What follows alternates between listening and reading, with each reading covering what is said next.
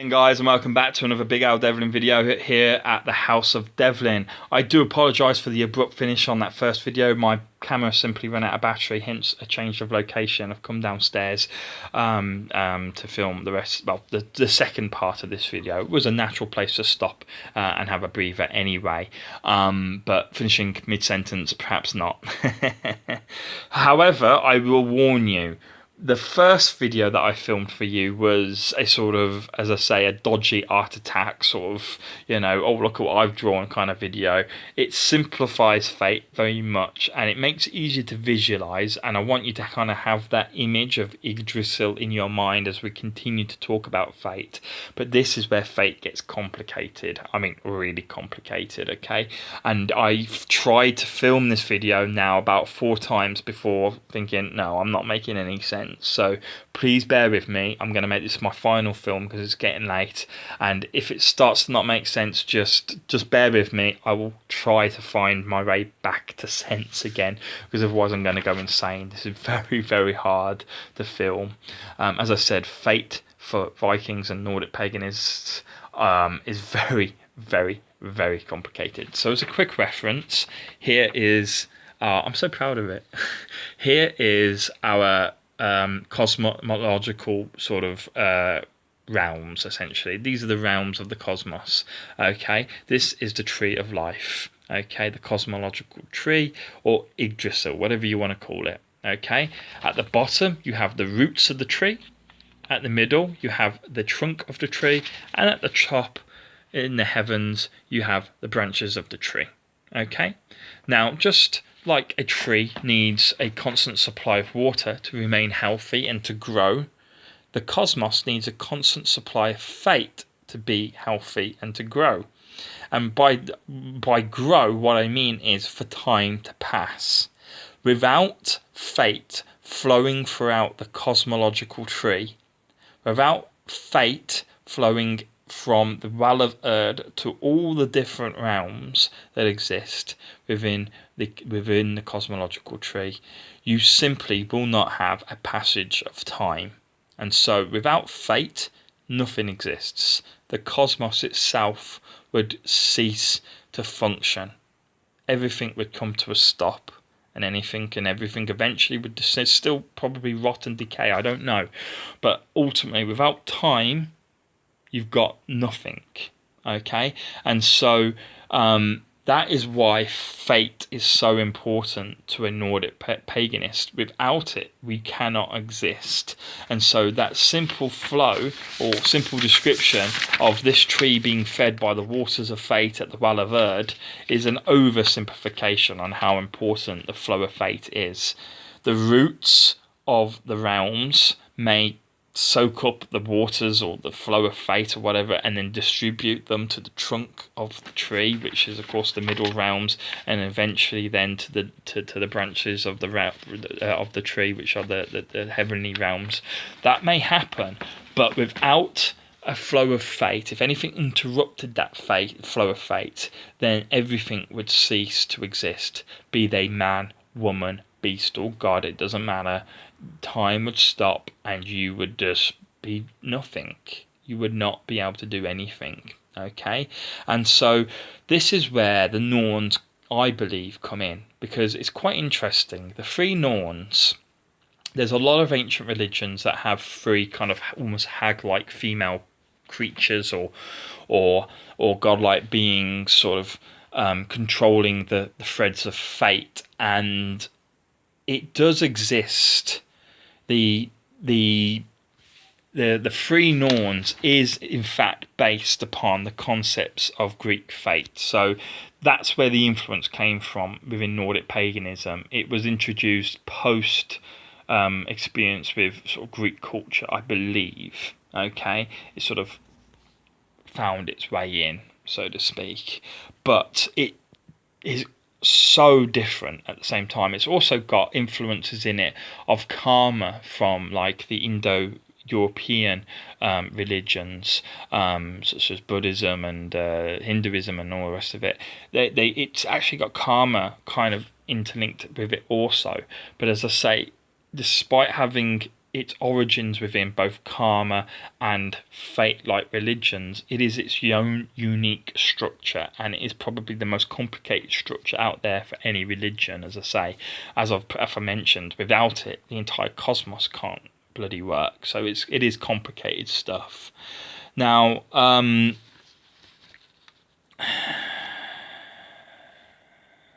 just reading my notes to see if I've said anything or missed anything important.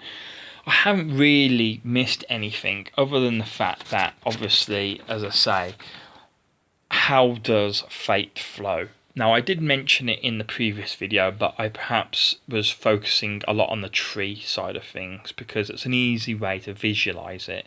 When we can see something that we can see for real life, I only have to look at the window and see a tree, and I can see how water potentially goes from the soil up its roots into the branches and then can fall off the branches back into the soil, back into the well, so to speak, the well of Earth. I can see that, I can visualize it, I can conceptualize it. But we need to talk really what it is. What is the flow of fate, and why is it important? Because it brings us on then onto Seder magic. Okay, and the magic that both gods and men sometimes use to try and influence fate, and it brings us on to the discussion: can fate be changed? Can you escape your fate? Okay, might make that the third video. Okay, but ultimately, basically, the flow of fate starts at the Well of Erd, as I've already said. The Well of Erd. Always think the Well of Erd means the past, okay? Because if that's where everything begins, where the Norns carve into the tree the lives and destinies of children, if that's where your birth begins, that's the past, okay? And the realms represent the present, what is happening now, here and now.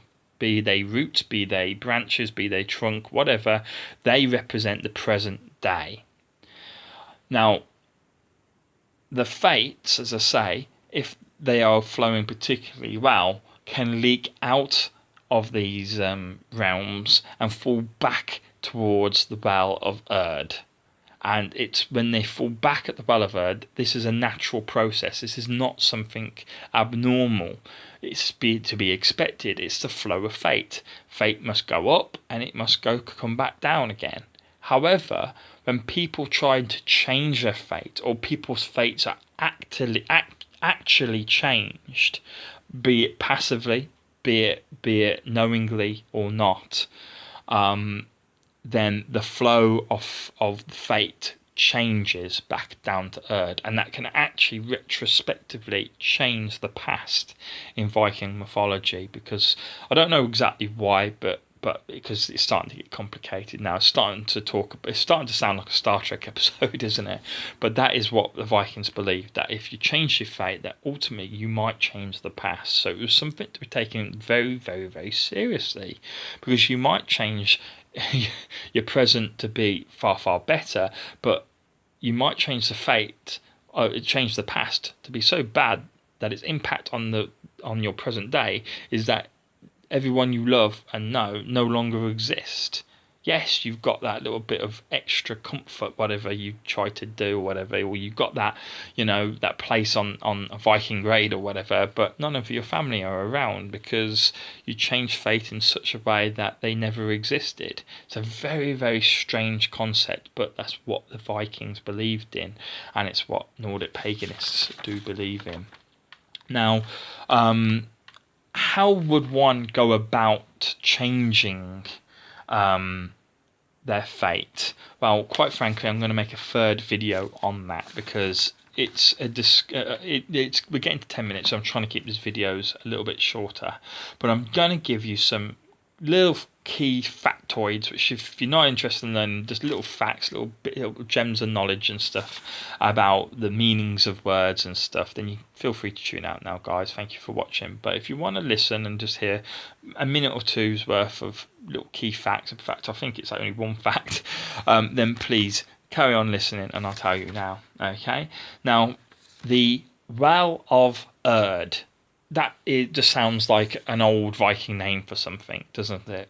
But actually, if you look at the root of the word, you can actually see exactly what that means. Erd finds itself derived from the word weird, and not the way that we would spell weird, W-E-I-R-D. That's a modern weird. It's completely different. The old word weird, which is W-Y-R-D, which is still sometimes used within Britain, believe it or not, and it actually is used incorrectly to mean lucky. But actually, what weird means in its oldest form is destiny, believe it or not. Okay, so weird is the old word for destiny, and the older version of weird, Erd, means exactly the same thing. So when we say the well of Erd, you might as well just quite simply change it to the well of destiny if it makes things easier for you to understand. So waters flow from the well of destiny, which is the past, through the tree of Yggdrasil up to the branches, and then flows back in time, back to the past from present day, and hopefully nothing goes too wrong with that. Now, as I say, some of the origins and concepts of this, controlling of fate, not as water, but just simply the controlling of fate through three females, does come originally from the Greek religion. Okay, but they use cords instead, and they used to cut them. When men come to die, they would cut through the string and they would die. But you couldn't cut through the string that represented a god, okay, because it was uncuttable, it was unbreakable, okay. Now, obviously, we've seen already in the previous two videos, but this video and the previous video that I've done, that gods are affected by fate, possibly even more so than men are. So they, that wouldn't actually happen if it was done in the same way as the Greeks, and these Norns thought, you know what, fuck you, Odin, did that, he would die. Okay, so it's an interesting way, but as you can see, it's a very unique adaptation of some of the other belief systems out there that may have predated or were around the same time as Viking mythology. Now, the one and final thing I'm going to mention, I can't remember whether I mentioned it at the beginning of the video, so please forgive me if I'm repeating myself. But the Norns exist, as I say, outside of the 9 realms, and I believe that it is they are completely unaffected by fate, because there is no description of their origin. There are no origin stories. There are no even references to about how they came to be. They just have always been, as far as anyone's aware. And so, as a result, what I would say is the Norns are probably, I think there's one other person probably unaffected by fate, and that would be Heimdall, but he's something completely different. But the three Norns are essentially the only three things in this entire realm, or literally everywhere, that are completely unaffected by fate, which I suppose they'd have to be if they were controlling fate. But what I think they are is essentially almost like a floodgate barrier, sort of flood check sort of thing. They are the most powerful practitioners of Seder magic by far, and if you can imagine it, there would be from time to time breakdowns in the flow of fate. Fate would flood from time to time in certain areas. Fate would get blocked in its transmission from one realm to another. And I believe, and as I say, there'd be the odd person out there who would try to change fate so much that it would have such a profound effect that it would mess everything up. And I believe that it's the Norns' responsibility, and it's the Norns' effect that stops that from happening, because everything happens the way it should do, and it shouldn't really happen. Eventually something should go wrong, and it never does, and that's what I believe the Norns do. The Norns keep everything in check.